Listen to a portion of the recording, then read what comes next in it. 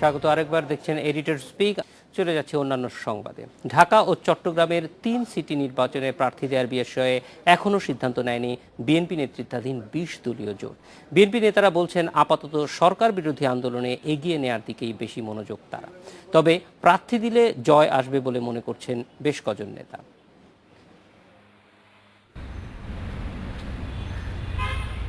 ঢাকা ও চট্টগ্রামের 3 সিটিতে নির্বাচনে প্রার্থী হতে চাইলে 29 মার্চের মধ্যে মনোনয়ন জমা দিতে হবে নির্বাচন কমিশনে।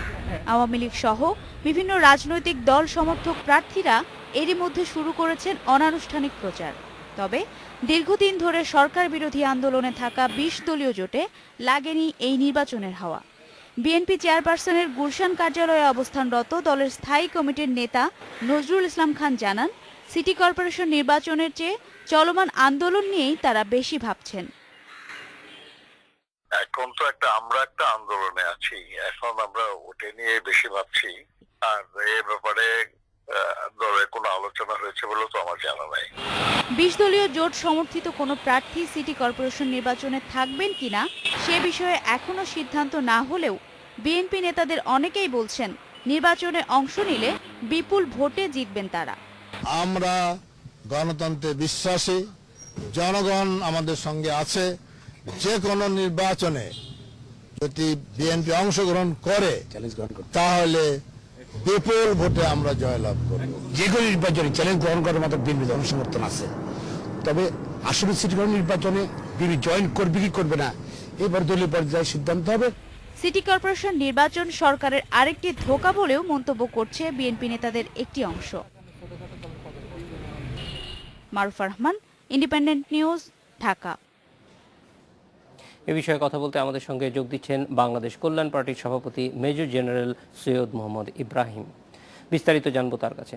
ইব্রাহিম সাহেব, আমরা প্রথমেই জানতে চাইব যে পরিস্থিতিতে সরকার একটা নির্বাচনের জন্য ইলেকশন কমিশনকে সবুজ সংকেত দিল এবং ইলেকশন কমিশনও ইতিমধ্যেই 28 এপ্রিল ঢাকা সিটি কর্পোরেশন এবং চট্টগ্রাম সিটি কর্পোরেশনের নির্বাচনের তারিখ ঘোষণা করেছেন। তো এই পরিস্থিতিতে আপনারা আন্দোলনে আছেন, কিন্তু এই পরিস্থিতিতে এই নির্বাচনে অংশ নেওয়ার কোনো রকমের সুযোগ আছে কিনা বা আপনারা এটা বিবেচনা করছেন কিনা?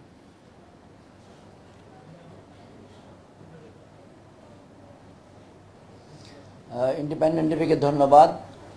ঢাকা মহানগরের মহাখালীতে অবস্থিত বাংলাদেশ কল্যাণ পার্টির চেয়ারম্যান কার্যালয় থেকে দেশবাসীর প্রতি আমার শ্রদ্ধা, সালাম, শুভেচ্ছা, আসসালামু আলাইকুম। এবং অতঃপর বিসমিল্লাহির রহমানির রহিম বলে আমার কথা শুরু করছি। আমরা আন্দোলনে আছি, এটাই সত্য, এবং আমরা মনে করি যে নির্বাচন অনুষ্ঠানের জন্য যে পরিবেশ, সেই পরিবেশটি সৃষ্টি হয় নাই, সেই পরিবেশ বিদ্যমান নাই। এতৎসত্ত্বেও আমি দুই দিকের দুটি কথা বলতে চাই। অর্থাৎ কিনা বর্তমান আওয়ামী লীগ সরকার আন্দোলনকে মোকাবেলা করার একটি অংশ হিসেবে এই নির্বাচনী প্রস্তাবনা নিয়ে এগিয়ে এসছে। বাংলায় যে ছোট প্রবাদ বাক্য আছে, শব্দমালা তুরুপের তাস, অনেকটা এরকম। ওনারা অনেকগুলো জিনিস খেলতে চেয়েছেন আন্দোলনকে দমন করার জন্যে। তার মধ্যে একটি হলো যে নেতাকর্মীদেরকে জড়িয়ে ফেলা, আন্দোলন বিমুখ করা, সেটা নির্বাচনের মাধ্যমেই করা সম্ভব। তাই তারা এই প্রস্তাবনাটা একটা ফুলের তোড়ার মতো সামনে এনে হাজির করেছেন। তাহলে মনে হবে যে সকলে নির্বাচন ক্ষমতায় যাবে, ওয়ার্ড কমিশনার হবে, মেয়র হবে, ইত্যাদি করতে করতে আন্দোলনের কথাটা ভুলে যাবে। আমি মনে করি যে 20 দলীয় জোটের পক্ষ থেকে বিএনপির জ্যেষ্ঠ নেতৃবৃন্দ তথা মাননীয় দেশনেত্রী খালেদা জিয়া সুচিন্তিত সিদ্ধান্ত নেবেন যে কোন দিক গেলে আমাদের জন্য ভালো। সেই সুচিন্তিত সিদ্ধান্তটি এখনো নেওয়া হয় নাই। যেমন কিনা আপনাদের এই অনুষ্ঠানে 3 মিনিট আগে শুনলাম স্থায়ী কমিটির সদস্য জনাব নজরুল ইসলাম খান বললেন যে আমরা আন্দোলন নিয়ে ভাবছি, নির্বাচন নিয়ে ভাবছি না। যেটাই হোক সিদ্ধান্ত, সেটা ম্যাডাম খালেদা জিয়ার পক্ষ থেকে আসবে। তার আগে তিনি যেখানে যেখানে যেরকম ভাবে পরামর্শ করা সম্ভব ঠিক সেরকম ভাবেই তিনি পরামর্শ করে নেবেন এবং করে একটি সিদ্ধান্ত দিবেন। তবে আমি মনে করি আইনজীবী নেতাদের সঙ্গে কণ্ঠ মিলিয়ে যদি 20 দলীয় জোট নির্বাচনে যায়, তারা ইনশাল্লাহ বিজয়ী হবেই হবে। যদিও ক্রিকেটে আজকে আমরা বিজয়ী হতে পারি নাই, আম্পায়ারদের পার্সিয়ালিটি তার অন্যতম কারণ, কিন্তু নির্বাচনে গেলে আমরা বিজয়ী হব। তবে ওই বিজয়ের লোভে আন্দোলনটিকে আমরা এখন কি স্থগিত করে বিপথে দিব অথবা পঙ্গু করে ফেলবো কিনা, প্রতিবন্ধী করে ফেলবো কিনা, এটি হচ্ছে বিবেচ্য বিষয়। আপনি পরবর্তী জনাব প্রশ্ন জনাব করতে পারেন ইব্রাহিম, ভাইয়া। আপনি বলছিলেন যে পরিবেশ নেই, পরিবেশ যাতে সৃষ্টি হয় সেই জন্য আপনারা নির্বাচন কমিশনের সঙ্গে কোনো ধরনের আলোচনায় যাবেন কিনা?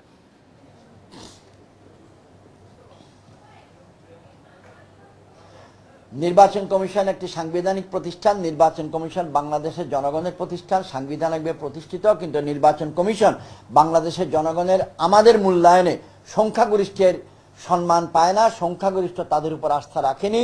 এবং এই নির্বাচন কমিশন অতীতে জাতীয় নির্বাচন পালন করার সময় যেরকমভাবে আচরণ করেছে, উপজেলা নির্বাচনের সময় যে আচরণ করেছে, তাদের উপর আস্থা আমাদের অনেকেরই নাই।